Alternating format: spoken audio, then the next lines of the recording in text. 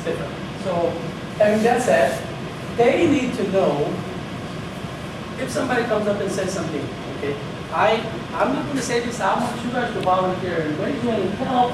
I would like for you to advise your kids, our kids here, okay, if somebody bothers you, this is what I'm going to do. Somebody does this is what I think you need to do. Okay? You're responsible adults, your moms and dads and big brothers and big sisters and uncles and or taking some type of mentor role. We need to do that for these kids. Yes, they have great, physically phenomenal, but they still need to know because they're still young. They still need to know. Okay, raise your hand. Anybody? Yes. You're not telling me that. I want you to tell them. Suggestion. What do you want to tell them? Yes. Well, you're not paying attention the whole time. Okay. Yes, ma'am. I think that if somebody bothers you, you should always keep your cool. Violence does not come in. Okay. So maybe we can be cool. Hold on, you guys put your hands down. I want them to do this first. And then we'll see if they can get it. See if you got something else they haven't done. Yes, sir. Ignore any kind of verbal assault that comes to you because at some point in time you can always walk away from that. You ignore that. Because when they put their hands on you or attack you, you have to defend yourself. That's not going. You ignore and you only use the defensive tactics if they physically put their hands on you. Okay? Well, it's not, you have to calm it down to them. What does that mean? We're talking to 10-year-olds.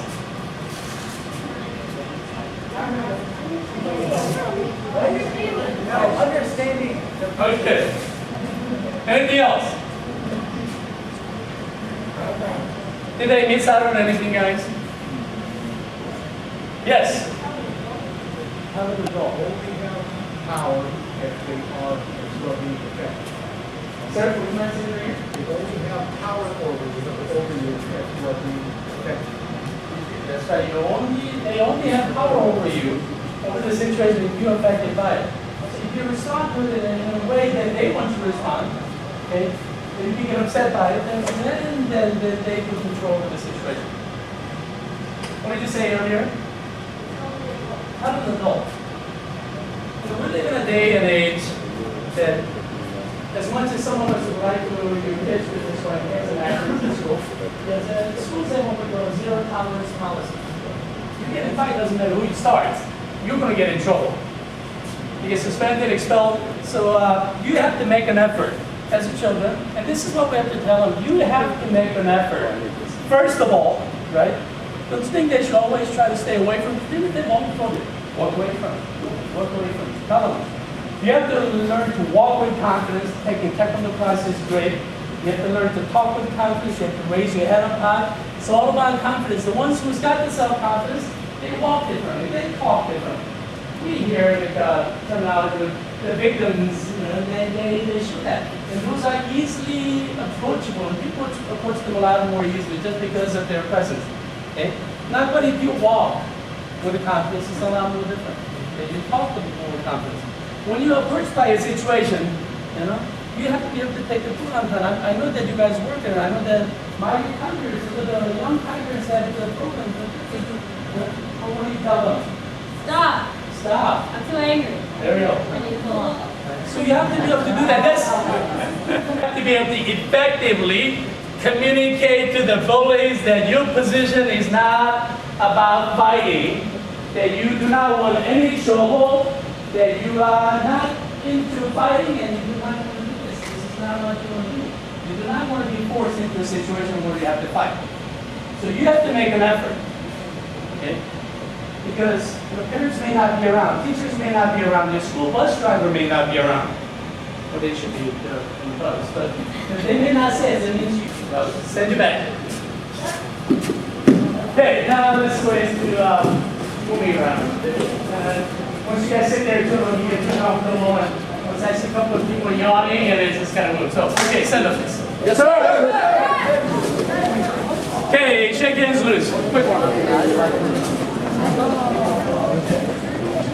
Now keep in mind that you are going to be doing the, you have to We can, there's a portion of the psychological stuff that we can practice with everything. Come on. We're just going to go into the physical aspects a little bit. I'm going to make it very simple. I'm going to keep it very simple. We're not going to have you do any heavy throws. I'm sure you learned plenty of that in class. We're going to do simple, very simple stuff here. I'm assuming, I'm going to make an assumption whether you don't know it. I'll start with this real basic stuff. If you're already doing great, practice it until it becomes a habit. And you have to do it until it becomes a habit. Until the repetition creates muscle memory, doesn't it? Yes, sir. Because without the muscle memory, no matter what somebody attacks you, your response does not happen. And the ultimate effective self-defense out there is not all the fancy moves that you see on the TV. All the 540s, jumping, spinning, all this stuff. You know, this crazy twists and turns that you see Steven Seagal does in the movies, or some of the kids may not even know Steven Seagal, but those are not the ultimately effective self-defense out there in the streets. I hate to tell you. All the fancy stuff, it looks good, and we do it because it challenges you so that you learn about the application of how body flows. Your opponent's movement flows and how you need to respond to it. But that's not the real self-defense is very simple. It really is. You have to understand the real self-defense is very simple. Everybody knows what a haymaker is. They said a haymaker is thrown even by professional boxers as well as martial artists. I'm not talking about great hooks. If you throw a nice hook at the boxers, that's a great hook. I'm talking about haymakers. Those are the type of fists that gets thrown out there statistically on the streets out there. Isn't that crazy? Because when you get really angry, we have tendency to that's we outbot this for a certain way. It's our goal is to really train your body so that you go other ways. Okay? But until then, not too many people reach their level. Until then, you have to understand that's what you expect. And that's what your bodies probably will respond to and will end up doing in a situation. So you got to be able to understand. Okay, now quick, Benny. Since we're going to be yanking each other's wrists just a little bit. Since you all like to yank each other's wrists, just in the direction. Palm facing down, lift it up. Bend the elbow. And then palm facing down, feel back, and then a little twist, twist, twist. I'm sure this is all common form. Showing barrel for somebody that you don't like. Because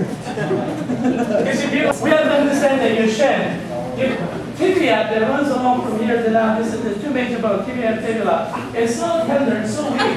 By pushing it hurts. Okay? Then the thing about the impact that you can hit somebody, your shoes on.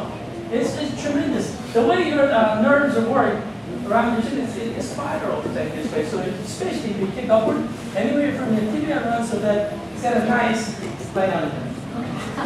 Everybody sees? Right? It runs nice flat portion of it. Usually along the side of your big toe. Right? So whether you're a east down this way. It all works the same way. And I'm not doing anything funny. I'm not that strong. It's very funny. And I still so you have to understand the impact of you make it when somebody grabs you, you have to be able to buy yourself 1 second of opportunity for you to do things. Then there's simple things like that will free you split second. Because we do not ultimately want you, no matter how good you think you are, okay, I would not stay in a situation and fight. Okay? No matter how good you think you are, somebody attacks you. You can. You want you to have the distance and run. Is that cowardly? You think? Yes. A wife and kids, or a mom who's got kids, or a mom who's protecting your husband. So what? You got what? $30 in your pocket? Is it worth risking your family's life for what? $30 in your pocket? Okay, let's say you got $70. It's not worth risking everything because we all make mistakes. Right? So just walk away from the situation, and that's more job. Just do what you gotta do. Run. There's no shame in running. There's no shame in running. There's a famous basketball He's more often known as Mas Oyama. Unfortunately, he has passed away. Has anybody heard of Mas Oyama? As a grandmaster showing, from Japan, in Kyokushin Karate, he is a legend. And as a great person in Japan, he became a legend in karate. He typically, and these programs are supposed to be like solid and technical for 6 years, and he was supposed to be the toughest guy out there, and he trained his black belts to be so. And at least black belt testing. I mean, talking about big guys out there, just take anybody out. I mean, solid guys out there. And they'll go through a rigorous black belt testing process, and at the end, he'll ask them, okay, now, what if somebody attacks you? Okay, you're working down the street with your wife and family, and there's somebody attacks you. How would you do? They want your wallet. They say, give me your wallet. What would you do? What's their response is, sir, I am a trained black belt. I'm not going to give him my wallet. I'll beat the mess out of it. And as well, I will fail him in a heartbeat. You do not know exactly what it takes to become a black belt.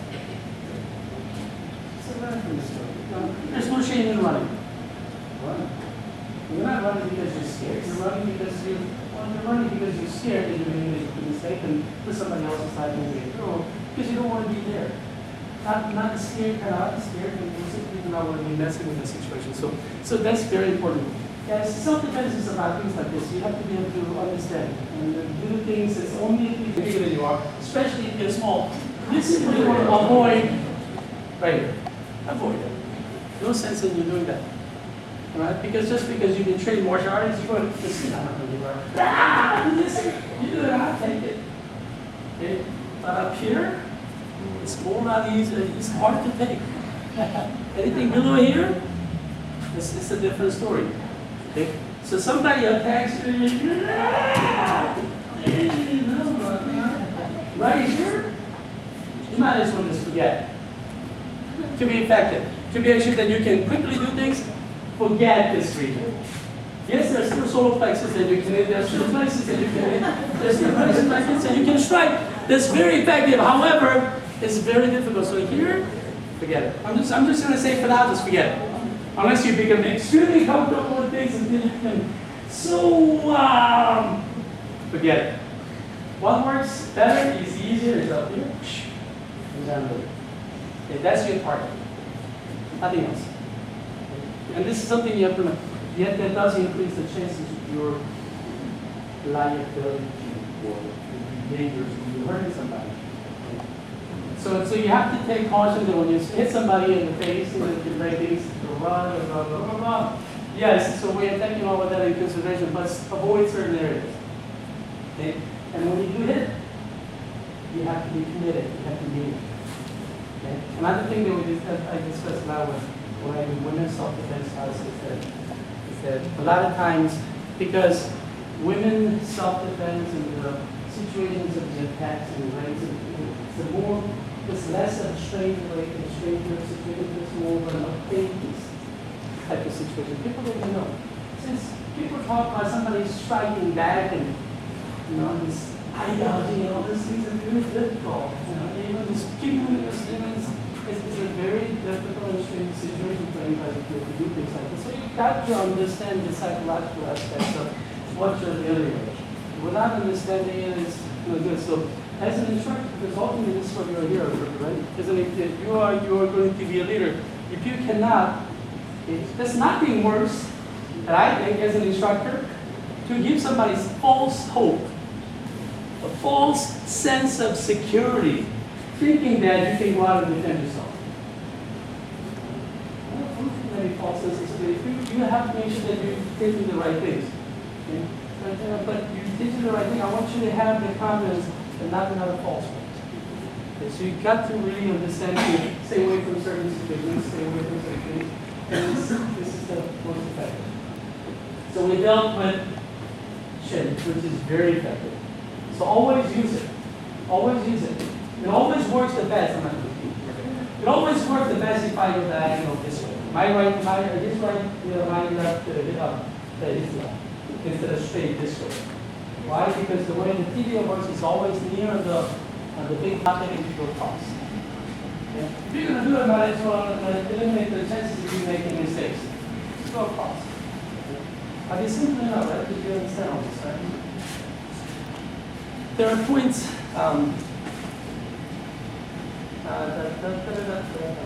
let's practice a couple very simple. We just know that we work a lot with the joints. There's some bigger muscles and bigger joints. And we're going to simply work with, let's say, we're going to work with fingertips. Understanding how easily you can control the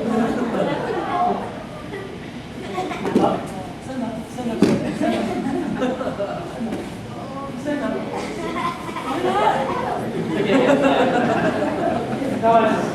Now we're just going to do this with your partner. We're just going to do this. The thing is, the way I yanked at them, if you grab one finger, it breaks. So you don't want that. You do two fingers. What happens is that it buffers. If you do at least two fingers, it hurts a lot. The chance of you breaking it.